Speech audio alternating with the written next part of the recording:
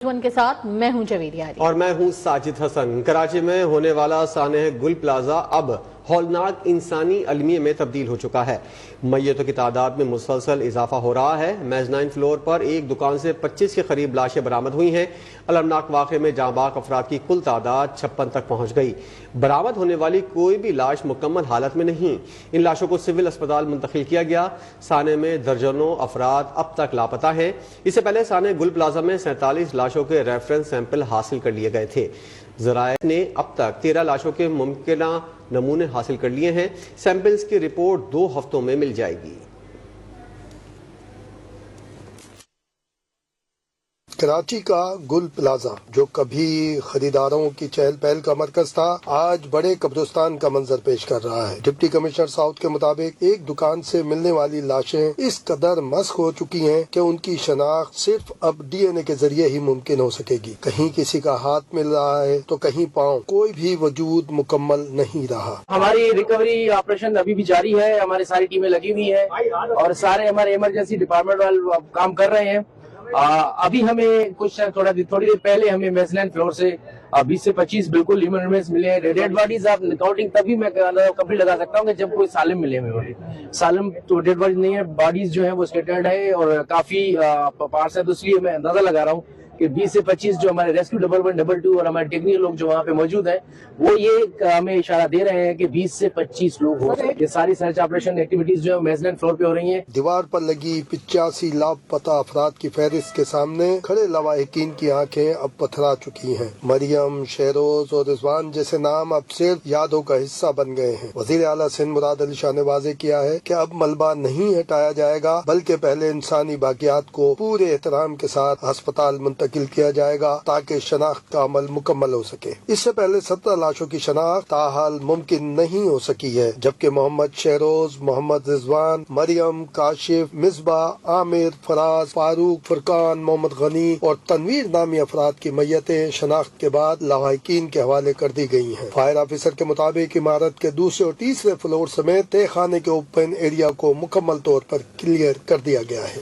دوسری جانب کمشنر کراچی حسن نقوی نے ایڈیشنل آئی جی کے ہمراہ میڈیا سے گفتگو میں کہا، واقعے کی تفتیش انتہائی پیچیدہ ہے جس کے مختلف پہلوؤں کا جائزہ لیا جا رہا ہے۔ انہوں نے واضح کیا کہ اس سانحے کی ذمہ داری کسی ایک ادارے پر نہیں ڈالی جا سکتی۔ کمشنر نے کہا، ہمارے ڈیٹا کے مطابق 86 افراد لاپتہ ہیں اور کچھ لاشیں ملی ہیں۔ انکوائری رپورٹ حکومت کے سامنے رکھیں گے۔ دیکھیں جو موجودہ حالات ہیں، جو بلڈنگز کی آپ کنڈیشن آپ سب دیکھتے ہی ہیں، اس کے لیے بڑے دور رس قسم کے اقدامات کرنے کی ضرورت ہے اور بڑی لانگ ٹرم اس میں اپروچ رکھنی پڑے گی۔ بڑا ایک صبر آزما پروسیس ہے، اس میں ہم سب کو اس میں شامل ہونا پڑے گا۔ شارٹ ٹرم میجر تو بہت سارے کیے جا سکتے ہیں، فائر الارم لگا دینا یا فائر ایکسٹنگوشر پرووائڈ کر دینا، لیکن بلڈنگ میپ صحیح کرنا اور بلڈنگ جس حالت میں اس میں فائر سیفٹی ایگزٹس، وہ ظاہر ہے کہ جو بلڈنگ کنسٹرکٹ ہو چکی ہے اس کو ریکنسٹرکٹ کرنا ایک بہت مشکل کام ہے۔ تو یہ ایک بہت لانگ ٹرم اپروچ ہے جو کہ ہم کوشش کریں گے کہ میکسیمم پاسبل اپنی رپورٹ میں شامل کر کے گورنمنٹ کو پریزنٹ کر سکیں۔ سانحہ گل پلازا کی اصل وجوہات جاننے کے لیے اعلیٰ سطح کی تحقیقاتی کمیٹی نے باقاعدہ کام شروع کر دیا ہے۔ یہ کمیٹی اپنی انکوائری رپورٹ مکمل کر کے حکومت کو پیش کرے گی اور ایسی سفارشات مرتب کرے گی جس سے مستقبل میں اس نوعیت کے حادثات کا سدباب کیا جا سکے۔ کراچی کے گل پلازا میں آتش زدگی کے بعد ایس بی سی حکام نے ساتھ میں قائم رمپا پلازا کو بھی غیر محفوظ قرار دے دیا۔ سندھ بلڈنگ کنٹرول اتھارٹی نے رمپا پلازا انتظامیہ اور دکان مالکان کو نوٹسز جاری کر دیے ہیں۔ ایس بی سی حکام کے مطابق رمپا پلازا کے خطرناک حصے کے استعمال پر فوری پابندی عائد کر دی گئی ہے۔ گل پلازا کے ملبے سے رمپا پلازا کے ستون شدید متاثر ہوئے ہیں۔ رمپا پلازا انتظامیہ کو متاثرہ اسٹرکچر کی فوری مرمت مستند اسٹرکچرل انجینئر کی نگرانی میں کرانے کی ہدایت کی گئی ہے۔ عمارت اس وقت تک استعمال نہیں ہو سکے گی جب تک مجاز اتھارٹی اسے محفوظ قرار نہ دے۔ احکامات کی خلاف ورزی پر قانونی کارروائی ہوگی۔ اب آپ کو بتائیں کہ پاکستان نے غزہ میں پائیدار امن کے لیے بورڈ آف پیس میں شمولیت کی دعوت قبول کر لی ہے۔ ترجمان دفتر خارجہ نے پاکستان کی جانب سے بورڈ آف پیس میں شمولیت کی دعوت قبول کرنے کی تصدیق کی ہے۔ ترجمان دفتر خارجہ کے مطابق امریکی صدر ڈونلڈ ٹرمپ کی جانب سے وزیر اعظم شہباز شریف کو بورڈ آف پیس میں شامل ہونے کی دعوت دی گئی تھی۔ ترجمان کا کہنا ہے کہ پاکستان نے اقوام متحدہ کی سلامتی کونسل کی قرارداد کے تحت غزہ امن منصوبے کی حمایت کا اعلان کیا۔ بورڈ آف پیس کا مقصد غزہ میں مستقل جنگ بندی کے لیے عملی اقدامات کرنا ہے۔ ترجمان کے مطابق پاکستان نے فلسطینی عوام کے لیے انسانی امداد میں اضافے کی ضرورت پر بھی زور دیا ہے۔ پاکستان نے فلسطینی عوام کے حق کے خود ارادیت کی بھرپور حمایت کا اعادہ کیا۔ ترجمان کا کہنا تھا کہ پاکستان آزاد خود مختار فلسطینی ریاست کے قیام کی حمایت کرتا ہے۔ پاکستان کا موقف ہے کہ 1967 سے قبل کی سرحدوں پر مشتمل فلسطینی ریاست قائم کی جائے جس کا دارالحکومت القدس شریف ہو۔ ترجمان دفتر خارجہ نے کہا کہ پاکستان فلسطینی عوام کے دکھ درد کے خاتمے کے لیے تعمیری کردار ادا کرتا رہے گا۔ بورڈ آف پیس کے پلیٹ فارم سے امن کے لیے عملی پیش رفت کی امید ہے۔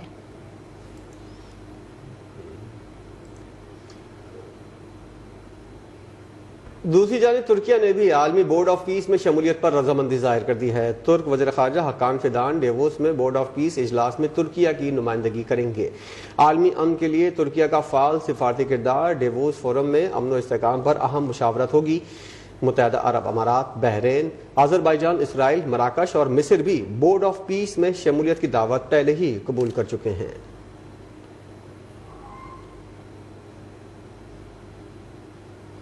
پاکستان ترقی کی راہ پر گامزن ہے۔ کرپٹو، اے آئی اور آئی ٹی کے شعبے میں تیزی سے آگے بڑھ رہے ہیں۔ سوئٹزرلینڈ میں پاکستان پویلین میں تقریب سے خطاب میں وزیر اعظم نے کہا، پاکستان مشکل حالات سے باہر آ چکا ہے، اب برآمدات کے میدان میں بھی کامیابی سمیٹنی ہے۔ ملک اقتصادی استحکام کی راہ پر گامزن ہے، ریونیو اکٹھا کرنے کے لیے نظام میں اصلاحات لا رہے ہیں، کانکنی اور معدنیات کے میدان میں کامیابی سے داخل ہو چکے ہیں۔ پاکستان قدرتی وسائل سے مالا مال ہے۔ وزیر اعظم کا کہنا تھا کہ پالیسی ریٹ 10.5% ہو گیا، سماجی اشاریے بہتری کی جانب ہیں اور مشترکہ اور مسلسل کوششیں بھی جاری ہیں۔ شہباز شریف نے کہا کہ جدید علم کو حاصل کرنا نوجوانوں کے لیے بڑا چیلنج ہونے کے ساتھ ساتھ بڑا موقع بھی ہے۔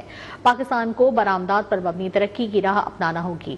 ملکی نظام میں بنیادی ڈھانچہ اصلاحات کی گئی ہیں، ریونیو کلیکشن سسٹم مکمل ڈیجیٹل کر دیا گیا ہے۔ Pakistan is now moving forward with a sense of achievement and a sense of purpose. Our macroeconomic indicators are pretty reassuring, moving speedily in the field of crypto, AI, IT, and our IT exports have shown remarkable progress in the last few years. We are now into mines and minerals business in a big way.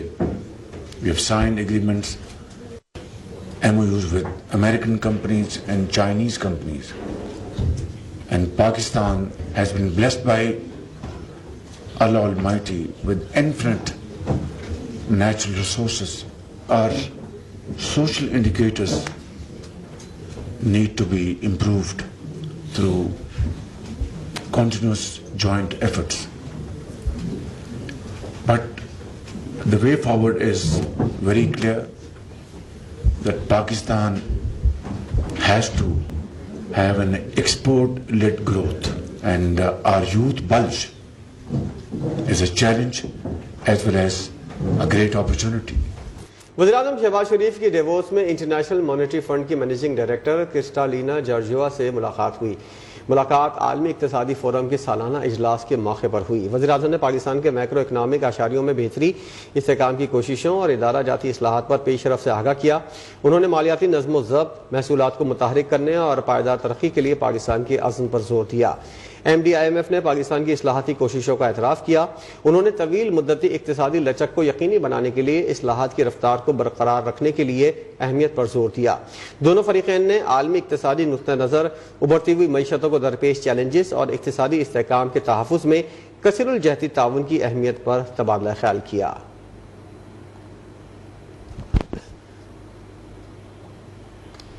अमरीकी सदर Donald Trump ने कहा है कि America पूरी दुनिया का माशी इंजन है। मुझे यूरोप से प्यार है मगर वो सीधे रास्ते पर नहीं चल रहा। डेवोस में आलमी इक्तिसादी फोरम से खिताब करते हुए अमरीकी सदर ने कहा कि यूरोप में कुछ जगह अब काबिल शनाख्त नहीं रही हैं।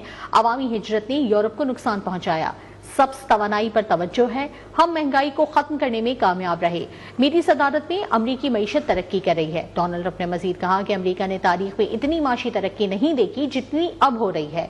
अमरीका पूरी दुनिया का माशी इंजन है। हम वेनेजुएला की मदद कर रहे हैं। अब वो बहुत शानदार जा रहा है।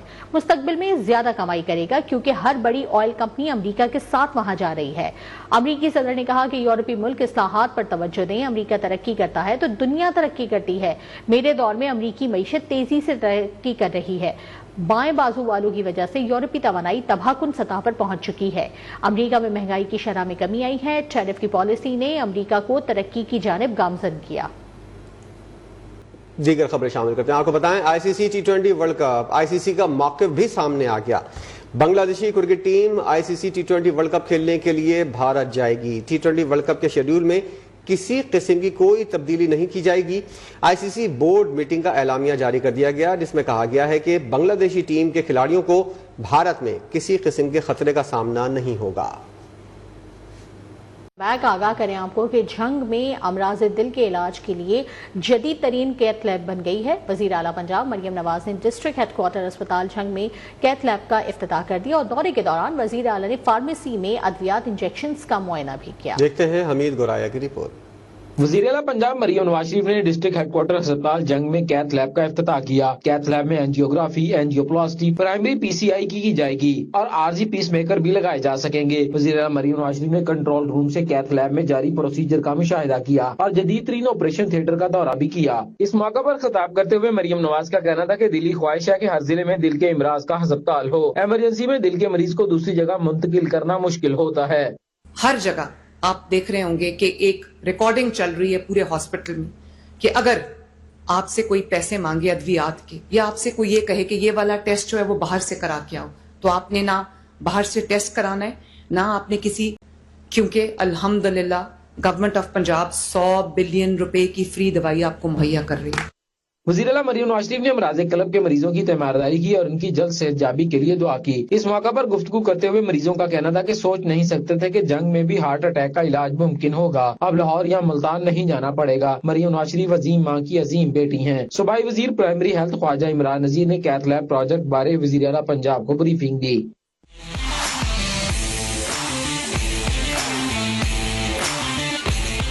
ख्वाजा इमरान नजीर का कहना था कि 60 से 90 मिनट के गोल्डन आवर में हार्ट अटैक के मरीज की जान बचाना मुमकिन होगा। चंद दिन में 30 मरीजों का प्रोसीजर हुआ है। Hamid Guraya, news 1 Lahore.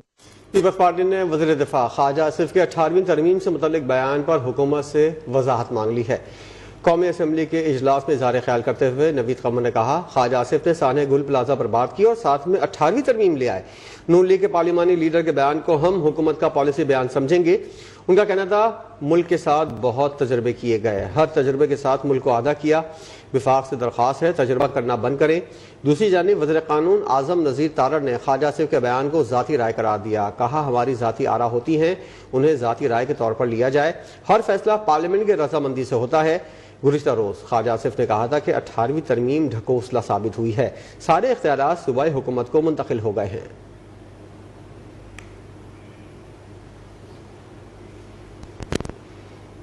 Chairman PTI barrister Gauhar ने कहा है कि जब भी मुल्क की बात आई हमने भरपूर हिमायत का ऐलान किया। मुखालिफिन के साथ कोई दुश्मनी नहीं, बेहतर है सुलह सफाई हो। अडियाला जेल नाके पर मीडिया से गुफ्तगू करते हुए बैरिस्टर गौहर ने कहा कि बानी पीटीआई से मुलाकातें हमारा आईनी और कानूनी हक है।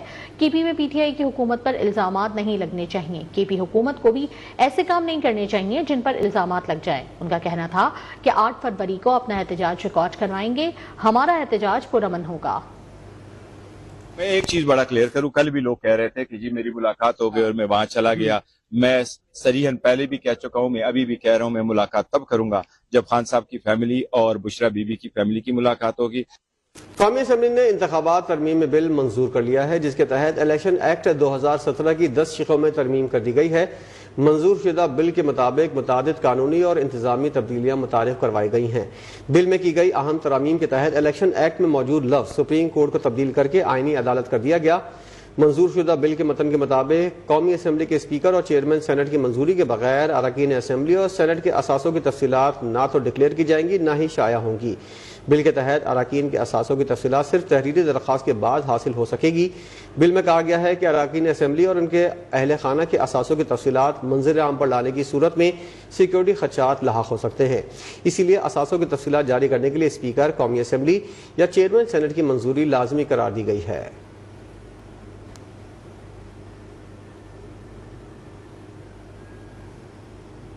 اب آپ کو آگاہ کریں کہ سندھ طاس معاہدے پر بھارت نے اپنے اقدامات کا جواب دینے کے بجائے خاموشی اختیار کر لی۔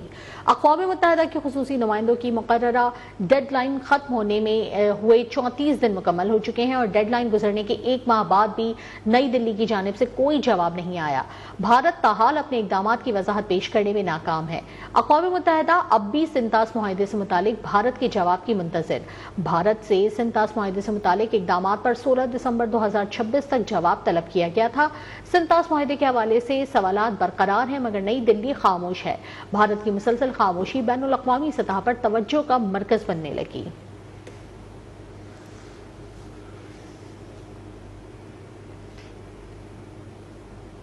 وزیر داخلہ محسن نقوی اور وزیر مملکت طلال چودھری سے مفتی منیب الرحمان نے ملاقات کی ہے۔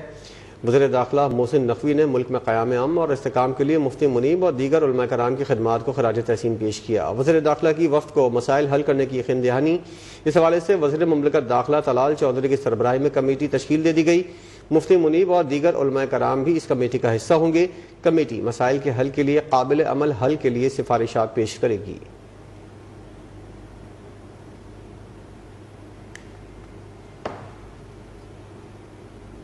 چیف جسٹس آف پاکستان کی زیر صدارت جوڈیشل ریفارمز پر نواں انٹریکٹیو اجلاس ہوا۔ ریفارم ایکشن پلان کے تحت ماہانہ کارکردگی کا جائزہ لیا گیا۔